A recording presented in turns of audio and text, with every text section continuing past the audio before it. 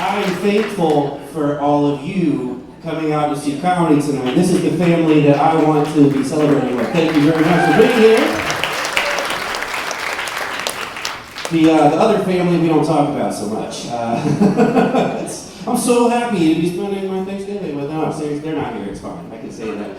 My family and I, when we get together, we love each other, but we play weird games. My family likes to guess what country's version of Weird Al I look like this year. You'd be surprised how many actually work. I didn't expect that. It's crazy. Last year they were like, Italian Weird Al. And I was like, okay. You can at least call me Weird Al Alfredo. And then it's like, okay. Little cheesy joke to start, I understand. I heard puns earlier, and I was like, they have no idea what's coming down the pipeline. I actually got booked on a Latin showcase at the Tacoma Comedy Club. It's called Sort of Spanglish. It comes around, check it out. But here's the thing, I am not of Latin descent. They just looked at me and were like, that guy. That guy looks like Weird Al Fresco. Like, wait, how does this keep happening? That's a true story, and I kind of felt bad, because I didn't know that when I just say yes, I'm available, I want the show, and then I showed up and I saw what was going on, and I had to come clean immediately. Like, hey, I just want to be honest with you guys, I'm not Latino, but I am Latinx, so you can at least, you guys, okay, that was so weird. I just had to throw that out there. I feel like if I was Spanish and English, I could have my own talk show. I would just be called Juan Oliver. Last week, esta noche. That's all the Spanish I know. I researched that for that joke. Okay, good. This is good. I was actually, this is also true, I was really recently very blessed to get to open in Seattle for a Syrian-born comic who's doing very well. And even then, the audience heckled me and said, oh, it's weird halal. Jeez, they keep getting them, and it's crazy. I think the reason people are always curious about someone's ethnicity is because they want to know, and it's kind of funny, kind of true, how scared they should be. And I just want you to know, you don't need to be scared about me. I'm like the goofiest, weirdest guy. I'm the farthest thing from Weird Al-Qaeda you can ask for. Please, God, don't put that evil on me. Thank you so much. Okay, we're moving past that. Although I will say, when I moved to Tacoma, I'm also from the East Coast, I moved out here, and I was worried 3,000 miles, did a big difference, maybe I won't fit in, and then I immediately saw my exact doppelganger when I lived in Tacoma. If you've never seen your evil twin out in the real world, let me tell you, very memorable. Mine was on a unicycle. That's a true story. Let's talk about it. I imagine he would also have an accordion, like whatever Weird Al we could get to at that point, but he wasn't, though. He was actually just booking it. He was going real fast. He was either winning or losing, whatever race he was in. There's nobody else there, but my God, 125% this guy. He's wearing the, cyclists wear the uniform. I call it the Tour de Pants, so it's too tight, but it all matches. It's very well accessible. Thank you because I feel like I'm talking to myself. It's not usually a problem. I would do this if no one was here. It would just be more obvious about the schizophrenia. So, hey, cha-chow. Hey, you got it. You're cool. We're going to get along just fine. I do have weird energy, I'll be honest about it. I drank a Celsius earlier today. And, it actually feels good in here, but I am sweating. I think they call it tropical vibe because I'm emanating heat from my body and I can't sit still. I think that's what's happening. That's at least the excuse, because I already can't sit still. If I sit for even 10 minutes, my butt falls asleep. Dead ass. Who's paying attention? Okay, here we go. All right, we're warming up. I love this time of year. I'm a big football guy. Football fans in the house and about it. Hey, all right. I love football. I do have mixed feelings about football, and not for any highfalutin reasons other than I can't really root for my home team. I'm from the Carolinas.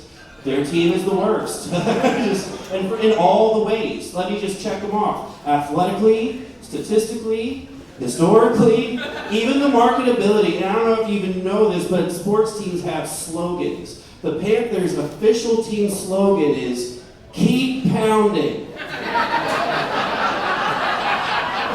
Can't do it. I can't even imagine a world where I'm going to want to wear that shirt in public. It looks like I'm suddenly sponsored by Viagra. I didn't expect it. It's written in blue and all caps and everything. It's aggressive, let me tell you. I was shocked. I stand by that. Other fans hate when I make fun of that. They're like, you don't get it. I'm like, I think I do. I'm pretty sure. But then I found out other teams kind of do the same thing. Not making this up. Tennessee Titans, keep it tight. Yes! That is wild. You guys have like youth camps and stuff? Like, what? I don't know. We can do better. Like if the Buccaneers had shirts that said "Get Booty," that's a little better. That's a little funnier. I think it's funny. Not funny if it's the Browns. Not funny. We don't do that. We do not do that. Okay, that's just the standards. Okay, good. You guys are cool. I feel like I'd be a millionaire if I could convince Chicago to say, "Hey Bears, bottoms up." That's crazy. That's good for alcohol and also very progressive. I don't know. Seattle loves that joke. I don't know if you know. Cool. All right. I also like football. No one is ever on board. Just barely 30-second joke. This is my impression of an Italian soccer commentator when someone scores a goal. It goes like this. Goal! That's it. Hey, nailed that. Very authentic. Okay, you can clap if you wanted, but that's. I deserve that, thank you. Y'all are awesome. Yeah, here's another thing that I hate, okay, I truly don't like this about the holidays. And I know I'm a crazy person, but the holidays make everybody else also a crazy person, specifically at the grocery store. Did anyone go today? I went to Costco yesterday and cried. I couldn't even get in the door. It was very, I didn't know this little fast pass at Costco. It was wild. Okay, one Disney person that liked it. I already don't like the grocery store. I don't like having to talk to strangers or like ask them to move or anything. It's just beyond. I get social anxiety. True story. I have strategies for not having to talk to people in the grocery store. Strategy number 1, you can all have this for free. You've heard of resting bitch face? Active bitch face. I'm doing it on purpose. Watch this.